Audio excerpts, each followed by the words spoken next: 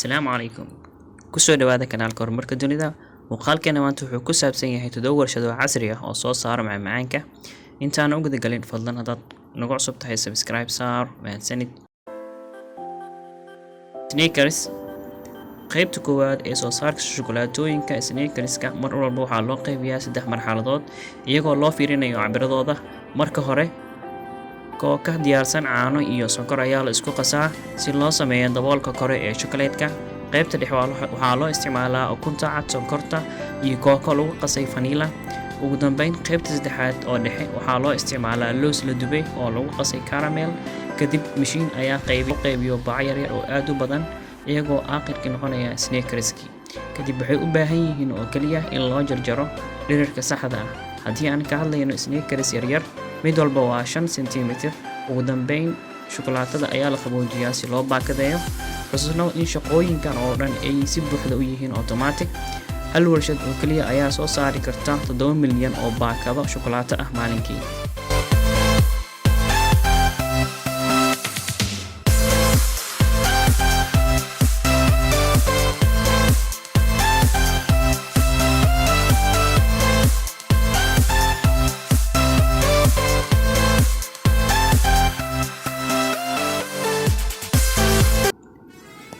MMS geedi socodka wax soo saarka shirkadda MMS wuxuu u qaybsan yahay 5 marxaladood.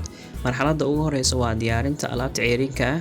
shukulaatada dareeraha waxaa lagu sameeyaa iyadoo la isticmaalayo sonkor, subag, kookaha, caanaha iyo midabeeyaha cuntada oo loo isticmaalo in lagu sameeyo midabyada kala duwan ee MMS.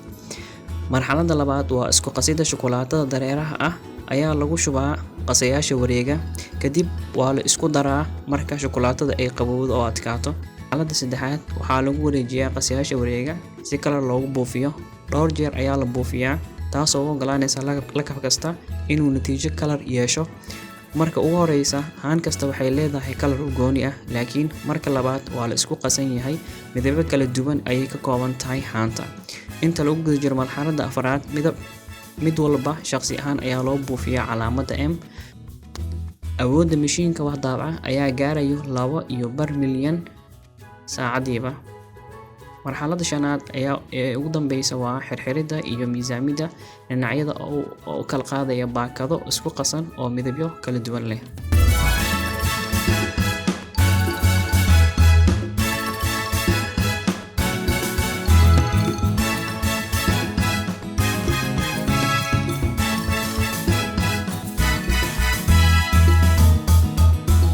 shirkadda Lay's Production waxaan doonaynaa inaan ka hadalno soo saarista jibiska baradhada, laakiin waa qalad in laga bilaabo warshadda sababtoo ah hawshu waxay ka bilaabataa beerista dalagga la goosto. dad yar ayaa og inta kaliya nooc ee baradho gaar ah oo loo isticmaalo in lagu sameeyo baradhada jibiska.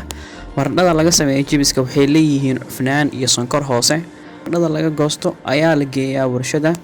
marka koowaad mashiin ayaa dhaqo baradhada. marxaladda labaad ayaa ah kala soocidda baradhada oo loo qaybinayo cabiradooda iyo cufnaantooda. waa la baarayaa. dad gaar ah ayaa hubinaya in baradhada xun aysan u gudbin marxaladda xigta.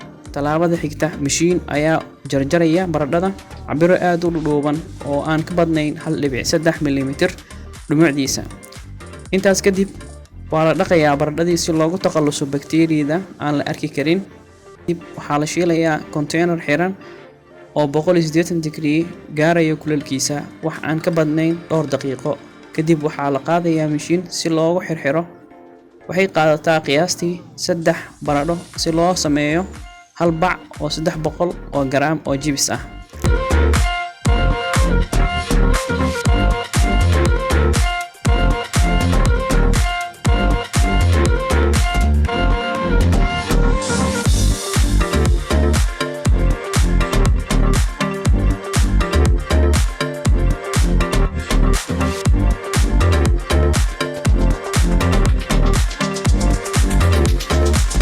Orion Choco Pie wax soo saarka warshadda Choco waxay ka kooban tahay ugu yaraan 12 mashiin.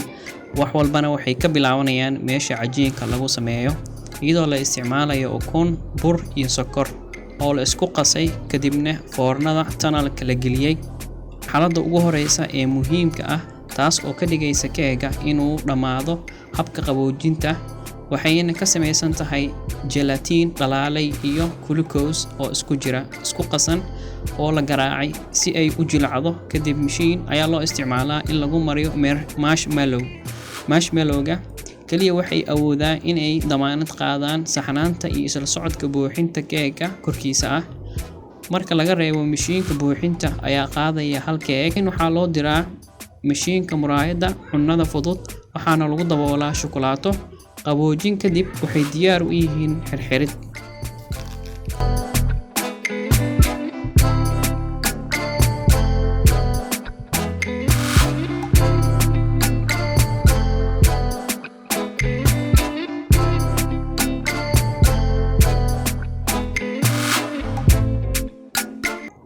Octomel waxaa markii ugu horeysay laga curiyay waddanka Belgium-ka. Magacaasi waxaa laga soo qaatay ereyga Flemish taas oo macnaheedu yahay caano fresh ah ama firfircoon. Shaqada soo saarista waxay ka bilaabanaysaa caanaha oo lagu qaado gawaari waaweyn oo 350,000 oo litir ah. Si taxaddar leh ayaa loo hubiyaa tayada ugu sareysa. Haddii caanuhu ka gudbaan baaritaanka waxaa loo diraa hoolka wax soo saarka. Halkan waxaa loo kala saaraa caano iyo kareen. Kadib markale ayaa la isku daraa waxaana lagama maarmaan ah in la xakameeyo dufanka ku jira caanaha. Talaabada xigta waa dhiicaanka dareeraha ah oo ku jira 12 second 95 degree Celsius cimilo ah si uu u noqdo caano fadhiya ama waxaan u naqaano yogurt. Markaas kadib khamiir ayaa lagu daraa oo la isku qasaa ilaa muddo 4 ilaa 12 saacadood ah. Marxaladda xigta waxaa lagu darayaa noolaha loo yaqaano probiotics. Waqtiga ayaa door muhiim ah ka ciyaaraya markan. Haddii aad ku darto probiotics-ka waqti hore jeermis ayaa ka dhalan kara. Octomel-ka wuxuu diyaar u yahay in la isticmaalo lana qaybiyo.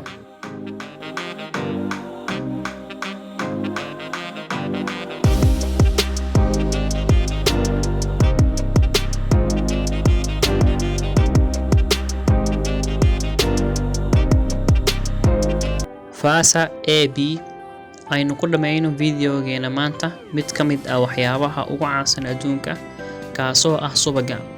Waxaan u isticmaalnaa labada qaab, ceyriin ahaan iyo isagoo diyaarsan oo ku jira cunooyinka qaar. Kama hadli doono shirkad gaar ah oo soo saarta maxaa yeelay shaqada waa isku wada mid. Isticmaalaa kareen dufan yar ama dufan badan leh waxayna ku bislaataa 2 ilaa 4 saacadood. Kadib waxaa loogu talagalay in lagu nadiifiyo muddo dheer. Haddii aad u baahan tahay inaad hesho subag aan lahayn dhanaan, khamiir gaar ah ayaa lagu daraa. Waxayna qaadataa 50 ilaa 70 daqiiqo.